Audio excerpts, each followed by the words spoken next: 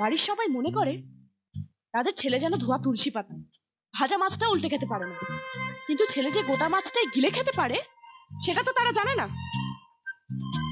আহা, এমন ভাব করছে যেন মেয়েদের সাথে কথাই বলতে জানে না। অবশ্য এটাও ঠিক, কথা না বলেই যখন সবকিছু হয় তখন আর কথা বলা দরকার কি? এখন তো টিভি দেখবেই, যা করার তা তো 12 বছর আগেই করে ফেলেছে। এখন আর আমাকে ভালো লাগবে কেন?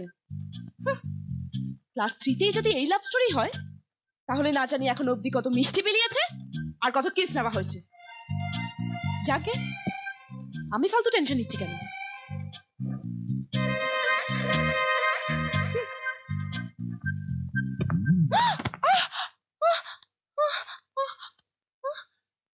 এটা কি হলো? তুমি পড়ে গেছো। সেটা আমি জানি, কিন্তু কিভাবে? হয়তো মাথা ঘুরে গেছে। মোটেও না। বুঝতে পেরেছি, পায়ে হোঁচট খেয়ে পড়েছি। আচ্ছা, তুমি নিজেই নিজের পায়ে হোঁচট খেলে কি করে?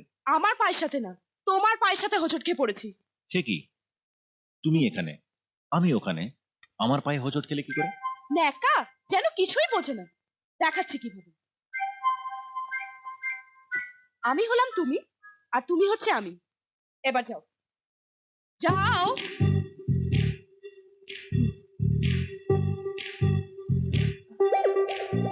এসো। আরে ওদিক থেকে কোথায় যাচ্ছ? বলেন এদিক থেকে এসো। যাও, আবার যাও। এসো। হয়নি, এত এগিয়ে গেলে কেন? আবার যাও। এসো।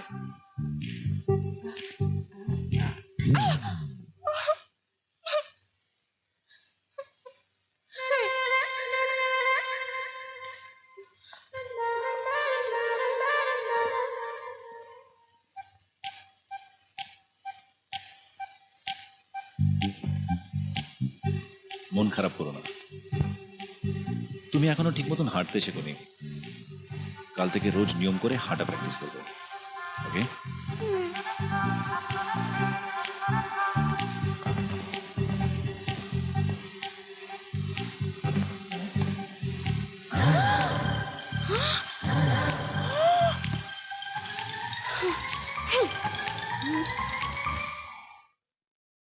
ও ভাই, কেন?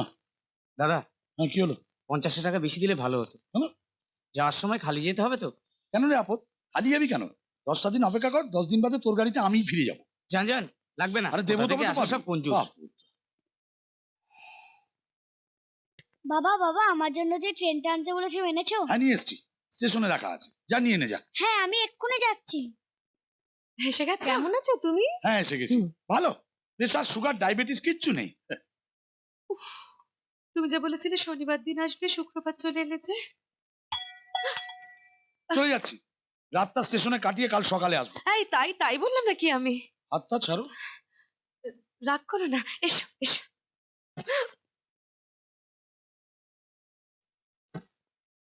তোমার স্নানের জল দি। কোনো দরকার নেই, আমি সোজা কুয়োয় ঝাঁপ দিচ্ছি, তুমি সন্ধ্যেবেলা গিয়ে আমার লাশটা তুলে নিয়ে এসো। এ আবার কি অলক্ষণে কথা? কি হচ্ছে বলো তো তোমার? সব ব্যাপারে তো রাগ করছো কেন? রাগ করবো না? বাড়িতে এতগুলো গাড়ি, আমার জন্য স্টেশনে একটা গাড়ি পাঠাতে পারলে না? কি করে জানবো তুমি আজ চলে আসবে? তাই চুপ করো তো, মুখে মুখে তর্ক করবে না। আমি? না তো কি আমি? আপদটা খেয়ে খেয়ে গান্ডে পিন্ডে মোটা হচ্ছে দিনকে দিন, সারের মতো। আবার বাবা জীবন যে কখন এলে? এই তো এই, এই কিছুক্ষণ আগে। আরে তুমি আসবে জানলে স্টেশনে গাড়ি পাঠাতাম। না না, গাড়ির কি দরকার, এই তো কিছুটা পথ। ঠিক আছে, তুমি এখন বিশ্রাম করো। কোথাও যাচ্ছেন নাকি? একটু খেতে যাচ্ছি। খেতে? না না, খেতে দেখতে যাচ্ছি। ও আচ্ছা, একটু তাড়াতাড়ি ফিরবেন, আপদ বাইরে খুব গরম। ঠিক আছে, কোনো অসুবিধা হবে না।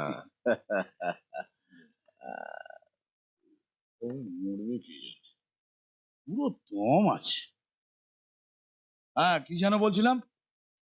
আমি খেয়ে হ্যাঁ, খেয়ে খেয়ে দিনকে দিন ষাঁড়ের মতো মোটা হচ্ছ, মাথায় বুদ্ধি শুদ্ধি বলে তো কিছু হলো না। আস্তে আস্তে শুরু করে দিয়েছো? আরে আসতে না আসতে কোথায়, 5 মিনিট হলো এসে গেছি। তাই? হ্যাঁ সত্যি? তুমি আর বদলাবে না। দাদা, আমার কথা বাদ দাও। কি হলো? আপু শিবুটা ফিরে এলো কিভাবে? ঠিক যেভাবে তুমি ফিরে এলে সেইভাবে মানেটা কি? আমার আর শিবুর মধ্যে কোনো পার্থক্য নেই? আছে। কি? তোমার ওজন বেশি আর ওর কম। ওজন? ওই ওজন নয়, তবে এই ওজন। ছোট পিসা তুমি কখন এলে? এই তো কিছুক্ষণ হলো। এবারে কতদিন থাকবে? গরম তো 2-3 মাস থাকবো। সরি মিনা, তোমার এনগেজমেন্টে আমি আসতে পারিনি। আচ্ছা, শুনলাম তোমার বর দেখতে শুনতে মোটে ভালো হয় না। মানে আমি বলিনি, লোকে এসো। বলছে। ও মেশো, এই যে এ হলো আমার শিবু দাদা। হ্যাঁ, বাহ, বেশ লম্বা তো। হাসছো কেন? জানো না লম্বা লোকের বুদ্ধি হাঁটুতে থাকে। না জানা থাকলে জেনে নাও। পড়াশোনা কত করেছো? দেখেছো, এখন যেভাবে ভাবছো, পড়াশোনার সময় যদি সেভাবে ভাবতে তাহলে একটা ডিগ্রি পেতে।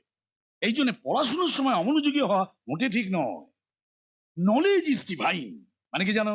মানে হচ্ছে বুদ্ধি ওয়াইনের মতো, যতই খাবে ততই শক্তি বাড়বে। বুঝতে পারছো? গোল গোল চোখ করে কি দেখছো? এই দেখো, ইংরেজি বলছি বুঝতেই পারছি না। ডিভাইন মানে ওয়াইন বা বিস্কি নয়, ডিভাইন মানে ঐশ্বরিক। কে বলেছে তোমার? আপত্তি, যা জানো না তাই নিয়ে কথা বলো না তো। কি দিয়েছি এখন?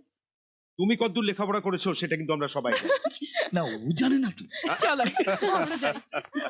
কি দাঁড়িয়ে দাঁড়িয়ে মেশো দেখছো? মেশো, আজকে না একটা নতুন কথা শিখলাম। কি? Knowledge is wine divine. আপত্তি। এবারে ছেলেগুলো বড্ড পাকা, এঁচড়ে পাকা। তুমি দাঁড়িয়ে দাঁড়িয়ে কি দেখছো? জলের ব্যবস্থা করো, না হলে আমি কুয়োয় ঝাঁপ দেবো।